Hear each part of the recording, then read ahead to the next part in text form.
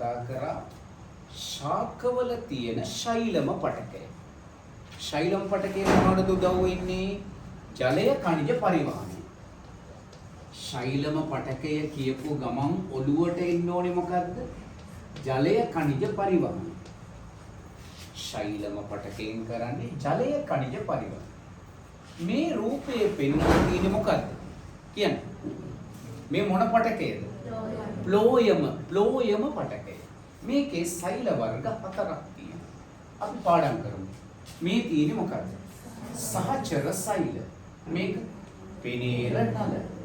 ප්ලෝයමීය මුදුස්තරය.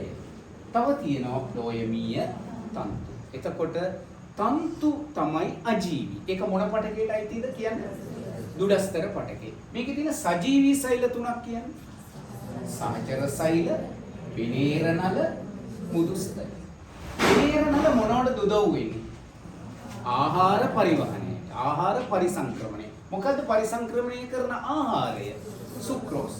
ඔගොල්ලෝ පෙනේර නලයක් අඳුනගන්නේ කොහොමද? සිදුරු සහිත අරස් බිත්ති දිනව වෙනවද? සිදුරු සහිත අරස් බිත්ති තිබුණොත් ඒක පෙනේර නලයක්. මේක පෙනේර තලය කියලා මේ බිත්ති වලට කියනවා. පෙනේර නලයක් ඇදෙන්නේ කොහොමද? අරස් බිත්ති අසම්පූර්ණව දියවීම. මේ මොකද්ද? සහචර සෛල.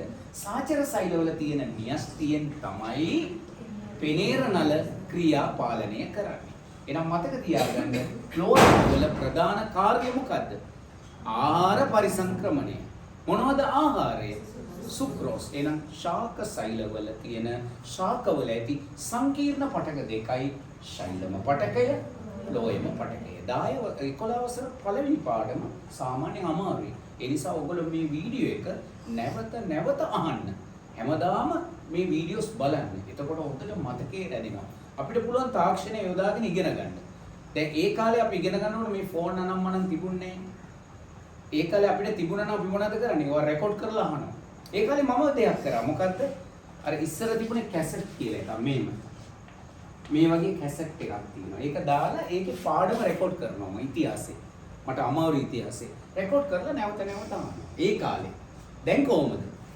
දැන් ෆෝන් තියෙනවා. ෆෝන් වල පාඩම රෙකෝඩ් කරගත්තා. ඇහුවා කියන්නේ නැවත මතක් වෙනවා. එකම පාඩම නැවත මතක් කරලා ඉගෙන ගත්තොත් පාඩම ලේසි වෙනවා.